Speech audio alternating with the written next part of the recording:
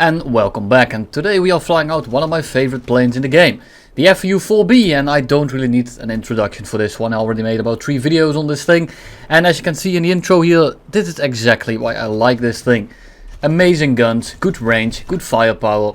The plane is responsive, it has good low speed energy, it doesn't have the best climb rate, but all you really need is a single angle on someone, and if you manage to connect a few shells, doesn't matter how far away they are likely going to be completely dead, if not severely crippled. And I went out of my way today to actually get you some footage that isn't just me fighting 6 bombers, 6 Junker 288, and then winning the game by doing absolutely nothing. This is going to be your average match. You're just going to be chasing bombers, you're going to be maybe facing 1 or 2 enemy fighters, and that's not very interesting. I do have a game of that in here, but in general I want to actually focus on the bigger matches, preferably with Germany on my side of the team, because that makes it so that I have a little bit more fighters to shoot at, instead of having a 6v6 with only 2 fighters in the enemy team. Those are pretty boring. Those will be the majority of your matches, so if you are going to fly this thing, expect to have a very easy time flying it, because most of your games will just be facing Germany. They will have 4 bombers, and then they will have 1 K4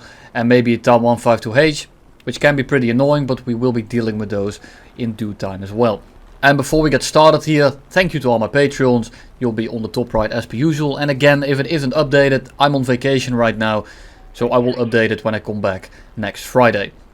So looking here, we have an F4U behind us, and it's probably going to be the F4U-4B because we are facing France and they don't have any other F4Us in the game. There it is, it's the French one. And he broke off and he is not really paying attention. He then notices last second, but he's going too slow. I have too much energy, I have too much position, and I can just pull straight into him and click him out of the air real quick. We then turn back in and we are looking around here to see who we can engage. And the N1K on top, not really a big issue. The F4U, however, is extremely dangerous. We do outrun him on the deck, but he outclimbs us, he outturns us, and we only outrun him. At higher altitudes we can deal with him, but at this kind of altitude the F4U is extremely dangerous. So I want to focus on him first, and I'm just gonna kind of ignore the N1K until I see the N1K trying to pitch in for me. So I pitch up for him. I shoot him down in the head-on, and the F4U is completely oblivious to the fact that I am still behind him. He probably thinks I'm dealing with the N1K right now, or what's even more likely, he's not even aware that I'm behind him. He wasn't even aware that the N1K was going for us. So the F4U is going for the G56. I tell the G56 to turn, he does so, and we cut him off. We try to get a shot in, we don't have enough lead, we miss the shot, and the F4U tries to extend, and he can do this versus the G56, but he doesn't know that I'm right there as well, and we click him out of the air. Now this is a little bit of a filler match, because I'm trying to do the introductions and, you know, I'm just showing you a quick kill game. One that doesn't need much explaining. We then slam the 84, that's completely oblivious to us, he's essentially stalled out. But this time I'm actually not going to bore you with it, even though he basically just flew right underneath us and he didn't see us. So we just pitch down and we kill him. And here's another A6M6, and it's the same deal as with the K4 video from the other day. And again, we have an energy advantage that rivals the breakfast of your mother. So we just go up. And we need to be kind of careful here, because the A6M, despite the fact that it's a super sad plane, it's still a 0. He still stalls very late, so I need to be sure that I'm not going to be forcing a head-on as he stalled out. So we dodge his guns once, and then we simply click him out of the air because he's completely out of airspeed. And this is one of my favorite things to do. There's a Junker 288 coming at us, and he's going a little bit sideways. He's actually reacting to me aiming at him, so we draw a little line. We cripple his wingtip, he then starts spinning, so I have to correct my aim. We correct it a little bit, it hits him right in the fuel tank. He is on fire with a crippled wingtip in a 90-degree dive, and even a Junker 288 isn't going to be pulling out of that one. So he goes down, and now I just want to kind of assess the situation. This is the first game I've done in the thing. Since it went to 6.0, I'm not sure how long ago it has been, but I haven't taken this thing out in a long while. So I noticed that there's a 264 on top of us, and there's a lot of enemies around. But I'm kind of thinking, I'm just going to pitch up for this 264, and I kind of just want to click him out of the air. I know that I have the range here, I know that I have the energy to pull up into him. I just want to be careful that that K84, the N1K, or the A6M isn't really close to us, but no one really is. So I'm feeling pretty lucky here. I'm just going to turn around and see if I can click him out of the match, just like I did with the Junker 288 just now. I'm going very slow, and it's gonna be pushing the limit of the range here. So I'm gonna be pulling lead, and I'm just gonna be spraying, but I don't have the nose authority anymore. Yeah, I kind of blue balled you with that one, didn't I? Yeah, you really expected me to hit that. I don't have the energy. And even if I had the aim, I don't have the energy to actually put my cursor where I wanted it to be. I waited a little bit too long with pitching up. And I just wasted the attempt. It doesn't really matter, however, because I need to start engaging these fighters over here. There's an MB5 in the cloud. Now the MB5 is super fast, but that's all it's going to be doing to us. And then there's two 190s. And at this point, I'm not sure which 190s these are. This one gets spotted, identified. I believe J Black said it's an A8. And then the other one I believe is a Dora, but we don't know that as of right now. And right now what I'm doing is I'm trying to just get a little bit of positioning here. I'm trying to let these two guys dive on J Black. He's in a F4U. I know that he's competent. I know he's going to be staying alive. So I'm going to wait for them to engage him. And then I will come in to clean them up. With a random teammate, I wouldn't really have done it like this. Maybe I still would have depended on his plane and his positioning. But in this case, I can trust that this is going to be working out. So one of the 190s dives out. And then there's a second one in the MB5 that are at medium altitude here. Roughly the same alt as us. And they are in a two-man squad. So I do want to be careful of that. They are probably on comp just like we are. And they might just be doing weird things that we don't expect. So you want to be careful and always check at the start of the match who is squatted and who isn't. And if I see two people squatted, I will approach them pretty differently as to if they were both solo. So the MB5 zips over us, he's going super fast. And there's very little he's going to do there, because if he turns around right now, he's going to be an energy disadvantage. And he's just simply going to die instantly. The Spitfire gets killed by the D9. I think it's a D9, or at least it's a Dora. And he gets J Black on his 6. And he is absolutely dead. He's not going to be reversing a F4U at these speeds. I'm just standing by just in case. But we don't need to. And down goes the 190 D9. Very quick and easy. I then split up. We both go in a separate direction. And if the MB5 engages one of us, the other one is a little bit open to start shooting at us. The MB5 takes a shot. He misses. And he is going to be leaving the area. And at this point I thought I had enough speed to deal with him. But I don't. I'm just cutting him off a little bit. He's going to be diving out to pick up a little bit of speed and especially distance, because he really didn't want to get hit by me. And you can tell that he's aware of my guns. He's not trying to die to me. So, and he goes into the clouds, which is actually a big nuisance. And we are just going to follow him, because the MB5 right now is going to make it so that we cannot carry the rest of the match. So J Black goes for the rest of the match. He goes towards the furball. And I'm going to keep this guy kind of locked down in the case he flips up. Because I know that he's probably going to try something. He needs to try something. And it's an MB5. So I'm feeling pretty lucky here. Normally I say don't chase people that are outrunning you. But in this case, I am able to catch him. I'm kind of forced to do so. Because if I go for the furball next to J Black, that's what's going to end up happening. This guy is going to boom and zoom us. He's going to push us into the furball. And we instantly lose. So I'm not really a fan of chasing people like this. But I know I have a shot here. Quite literally, I have a shot here. We are getting within that 1 kilometer. And if you are within 1.1, 1.2 even sometimes, well, you better get your A game on, because these guns will slap you right out of the air. And there goes the MB5. And just as we kill him, a 0 appears right below us. And same deal as before, A6M6. But this time it's a better variant, it's the A6M5. But he doesn't have the energy here. I have all the energy in the world. I can just go up, loop over, and I'm going to dive on him. If he tries to push ahead on right here, I will break off. But he doesn't even have the energy to do that. He's too slow. He's just completely drained. And just like before, we click him right out of the air. Looking around here to make sure that there's no more fighters that are above us, that are engaging us. And there's the Key 84. And J Black is now kind of tangled up with 3 guys. 2 guys very close range. And then the Key 84 at altitude. J Black is going to try and bait him low. Now the A6M and the A7M here are not really a threat. He's going to be pulling those along all day long. The Key 84, however, has a hefty amount of altitude. And that means that he is very easily going to be catching him, despite the fact that he has a better straight line speed. But with some energy, with some altitude to dive in from, it's going to be a little bit of an issue. And even though at these speeds, it's not really a problem for him to deal with him. The problem is that there's also an A7M and an A6M right next to him. So the Key 84 here will probably lose the dogfight. If J Black were to engage him on a 1v1 in this kind of scenario, the F4U has the advantage. The problem is, you don't have an advantage when there's a 0 right next to him. So right now, J Black says he's outrunning them for now. I see then that the A6M breaks off, so I'm going to leave him alone with the Key 84. And I will be engaging both these very well tuning planes on my own. So we go up. We try to stall him out, and if he pitches up for us, he will simply just die. And again, just like before, if he tries to go head on with us, we break off, we loop back over, and we hose him down. Just like in the Yak 9K video from the other day.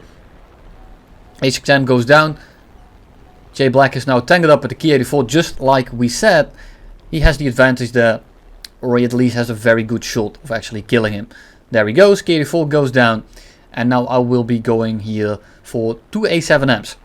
Now, the A7M is kind of annoying. They turn extremely well. They have pretty good retention. And this makes it so that they just end up turning around for you.